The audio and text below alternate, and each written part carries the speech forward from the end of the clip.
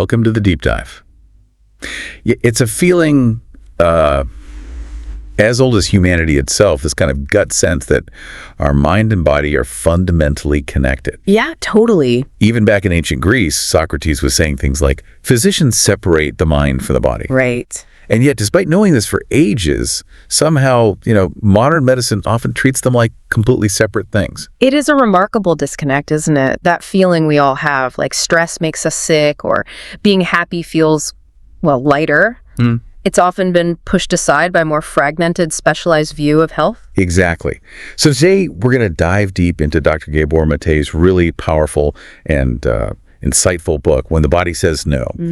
Our mission really is to give you a kind of shortcut to understanding just how deeply intertwined your emotional world is with your physical health. Yeah. We're going to unpack how unresolved emotional stuff and chronic stress don't just feel bad. They can literally show up as serious physical illnesses. Yeah. And let's be really, really clear right from the start.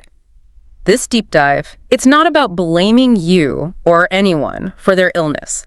Absolutely not. No, not at all. It's more about gaining this powerful awareness, maybe a sense of agency over your own well-being. Right. You'll hear some surprising facts, hopefully some real aha moments, showing how our body's responses get triggered, not just by, obvious physical threats, but by emotional ones too, often without us even realizing it. Okay, so let's unpack this sort of forgotten wisdom, this big idea of mind and body as one system.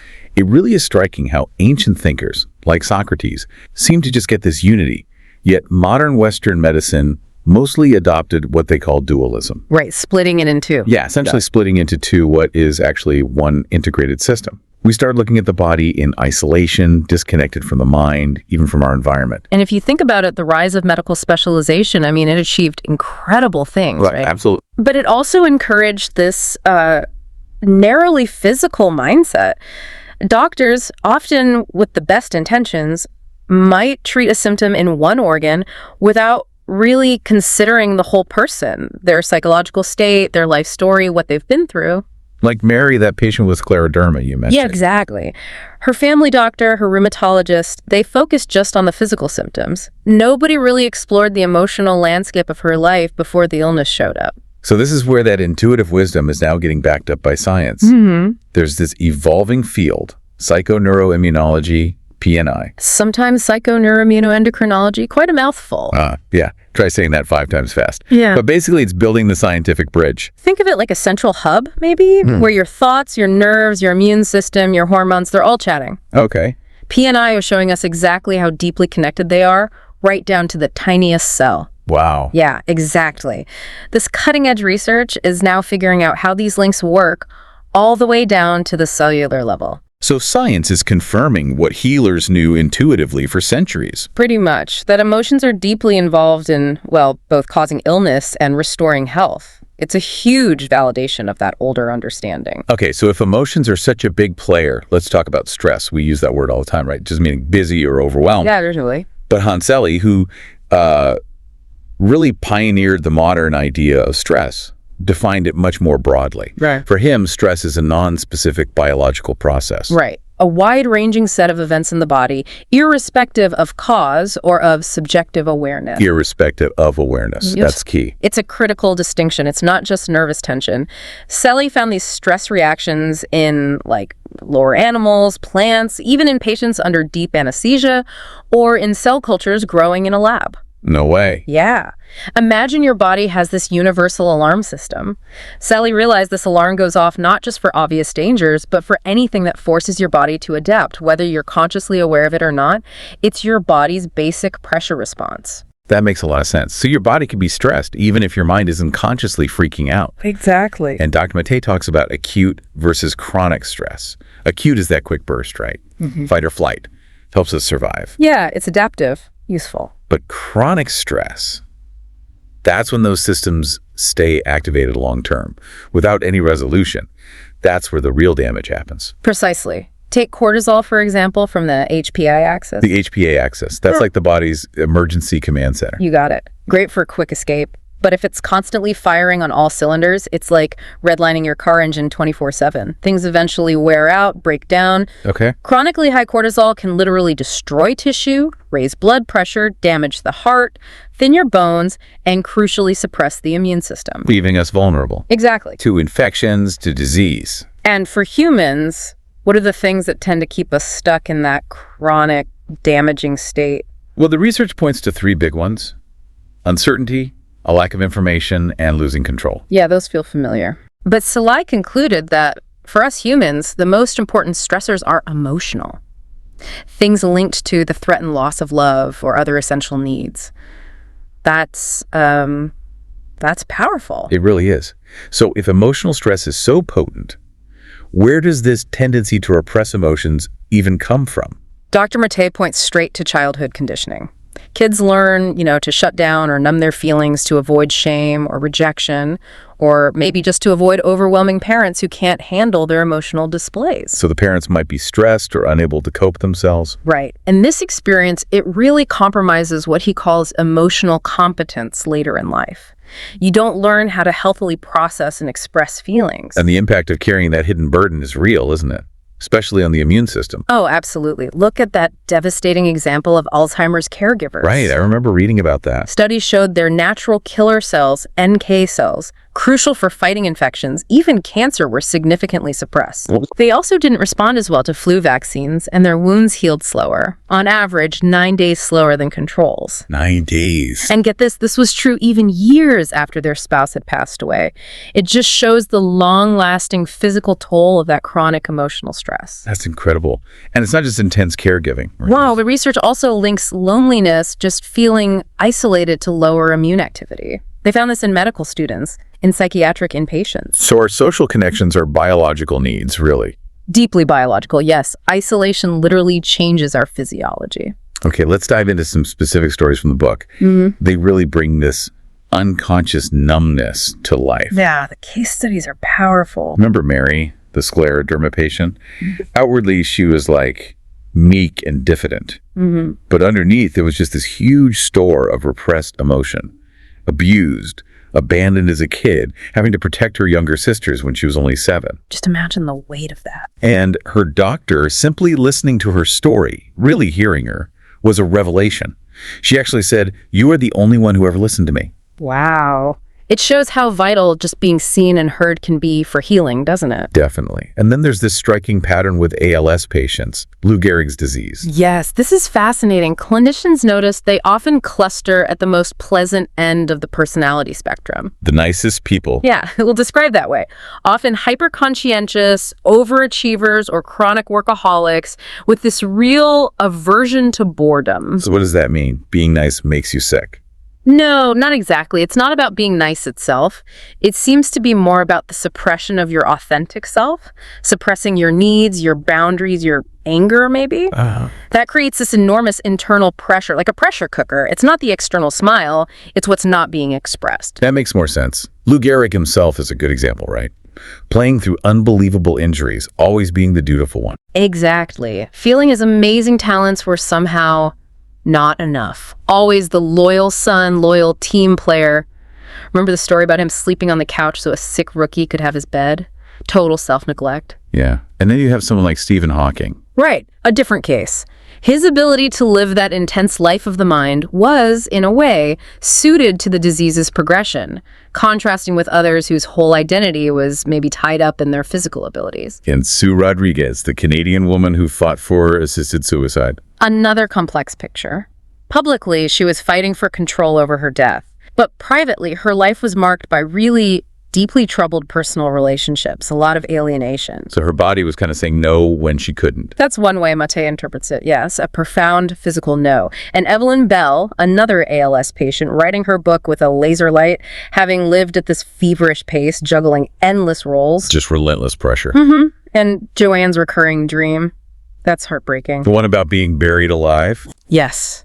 It just starkly captures that feeling of emotional isolation, her inability to connect with her family, who apparently didn't visit her much at the end, buried under expectations, maybe. Wow. This pattern of suppressed emotion just keeps showing up. It really does. With multiple sclerosis, MS, There's Natalie.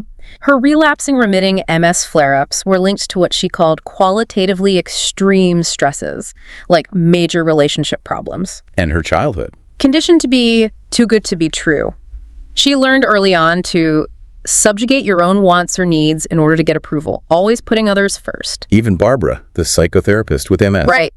She initially dismissed the emotional link, but eventually she admitted to these deep-seated boundary issues with her mother, something she only learned the hard way later on. It shows that even understanding psychology doesn't make you immune to these unconscious patterns. Absolutely not. The body keeps score, as they say. A Veronique story. Another powerful one. Before her MS started, she described things that she called not necessarily bad. But they sounded pretty bad. Well, yeah. Intense pressure from her adoptive mother, discovering a possible past incestuous rape, financial ruin, breaking up with an alcoholic boyfriend. Wow. And she felt she couldn't turn to her father, her hero, who just sort of stood by. It seems like the body reacts to that accumulation of trauma and unmet needs when you can't find support. And Jacqueline Dupre, the cellist, that's just tragic. Profoundly poignant. She could express such deep emotion through her music, right? Absolutely. World class. But in her personal life, her own words felt stifled. And she had that horrific self-prophecy as a child. Saying, I won't be able to walk or move. Yes. It's like her body found this incredibly powerful, devastating way to say no when she couldn't refuse the world's demands directly. The music was her voice, but eventually her body spoke too. Let's shift to gut issues. IBS, IBD. Similar emotional currents there. Definitely. Martha, with Crohn's disease, talked about her sick puppy years. She kept having hemorrhages right when she was supposed to leave the hospital. Like she didn't want to go home. Exactly. An unconscious sign she dreaded returning to her marriage. Her husband was having affairs. She realized later her own emotional underdevelopment stopped her from asserting her needs. And Patricia with IBS. Those phantom gallbladder attacks. Yeah, even after her gallbladder was out, doctors said, it's all in your head. Ugh. But her history of sexual and physical abuse had literally rewired her nervous system's perception of pain. The gut has its own nervous system, the second brain. Right, I've heard that. It's intimately tied to our emotional centers. Trauma lives there. Magda, the physician with IBS. A doctor herself, suffering excruciating abdominal pain. She bravely connected it to feeling trapped in a job where she couldn't assert herself. And that mirrored her childhood. Yes, her inability to defy her Holocaust survivor parents' expectations. Her pain became, as Maté puts it, a mode of perception, a physical signal about what she was ignoring emotionally. And Fiona, whose IBS cleared up after leaving her husband. Right. Her fear of not being accepted kept her in that relationship with a drug-addicted husband. She ignored her gut feelings until physical pain just got too loud to ignore anymore. She finally took action. Okay, cancer too. Often linked to these hidden and chronic stressors. Yes. Frequently stemming from childhood patterns and unconscious ways of coping. Michelle linked her breast cancer to growing up with alcoholic parents, unconsciously learning to always take care of others' needs first. That constant self-sacrifice. Exactly, it had a physical cost. Melvin Crew, the man with breast cancer. Hyper-conscientious, couldn't get angry at work, felt guilty if he wasn't doing more than his share. Where'd that come from? His childhood. His father's pride was totally tied to achievement. So Melvin lived under this constant internal pressure to perform, to please. And Anna, another breast cancer patient. Unrealistic self-sacrificing behaviors. Totally. Took sole responsibility for her elderly father. Found it literally strange words to say, I don't want to. She'd lie or avoid, rather than just say no. That inability to say no? Leaves you completely depleted, emotionally and maybe physically. Betty Ford. She was very open about her struggles. Yes. Alcoholism and breast cancer. A perfectionist, harsh self-critic traits learned from her mother. Maté suggests these patterns of repressing feelings to keep up appearances are, well, a good recipe for alcoholism and maybe increased vulnerability to cancer. Gilda Radner, the comedian. Beloved Gilda. Ovarian cancer. She struggled with bulimia, workaholism, driven by this feeling she couldn't be mother to the world. Her body saying no again. When she couldn't set healthy boundaries in her demanding life, yes. And Ed, with prostate cancer, he admitted, I don't say no. Always helping, feeling bad and guilty if he didn't. And he hid this deep resentment towards his wife's control, which reminded him of childhood beatings. So unexpressed anger, resentment, festering inside. Nowhere to go but inward, perhaps. Even lung cancer, we usually just blame smoking. Smoking is obviously the major risk factor, hugely important, but there's an emotional component too. David Hewson found lung cancer patients often bottle up emotions. And a fascinating study in Shevchenko showed smoking only led to lung cancer in people who also had high scores for repression inertia. Wow. So emotional factors create a kind of susceptible minority. It suggests that, yes, where the physical trigger, like smoking, has a much greater impact because the person's internal ground is already compromised by repressed emotion.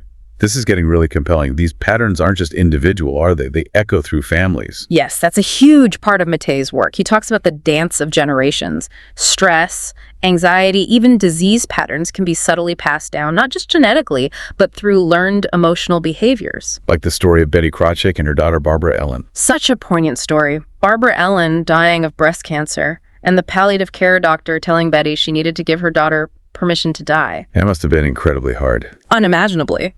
But the deeper look showed Betty's own childhood, where she had to be emotionally independent very young, and how Barbara Ellen had filled this huge void in her life.